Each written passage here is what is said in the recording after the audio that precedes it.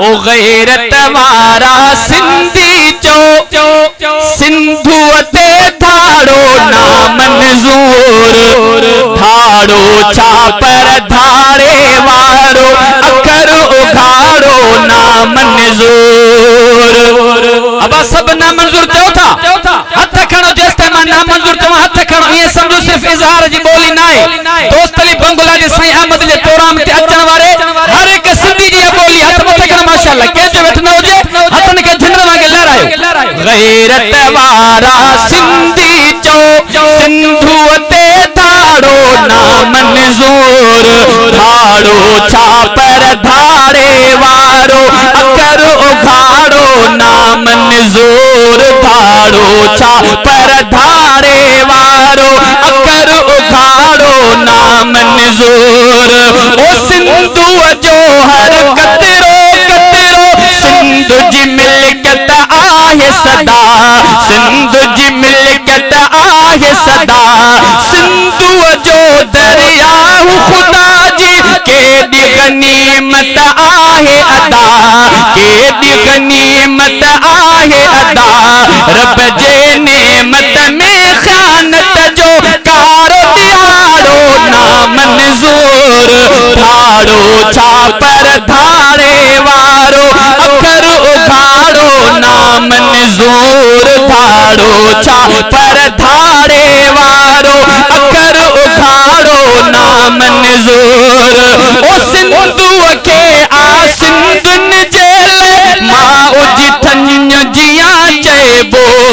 मां उजी थन्य जिया चेबो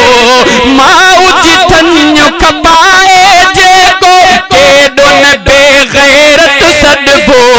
केडो न बेगैरत सदबो अहिर पलीत जो नस्ल भागो भड़वत भाड़ो ना मंजूर धाड़ो छा पर धाड़े वारो अखर उखाड़ो ना मंजूर। अब सॼे पासे वारे में सिंधी आयो न सिंधी पो हथ खणो छो त लहरायो हथन के मथे खणो धाड़ो छा पर धाड़े वारो अखर उखाड़ो ना मंजूर धाड़ो छा पर धाड़े वारो अखर उखाड़ो ना मंजूर। लानत आहे हुकुमरानन ते सिंध ते जिन जी हुकूमत या सिंध ते जिन जी हुकूमत या धरती मां जो सो तो करे जिन मां उजी वरती कीमत या मां उजी वरती कीमत या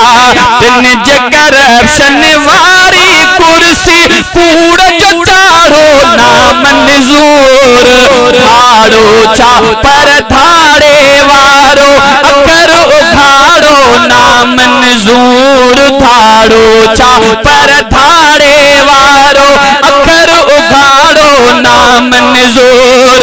सिंधु जो पानी जे मिले पंजाब जे रेगिस्तानन खे पंजाब जे रेगिस्तानन खे बाइट लगंदी जज़्बन के ऐं जोश त ईंदो जवानन खे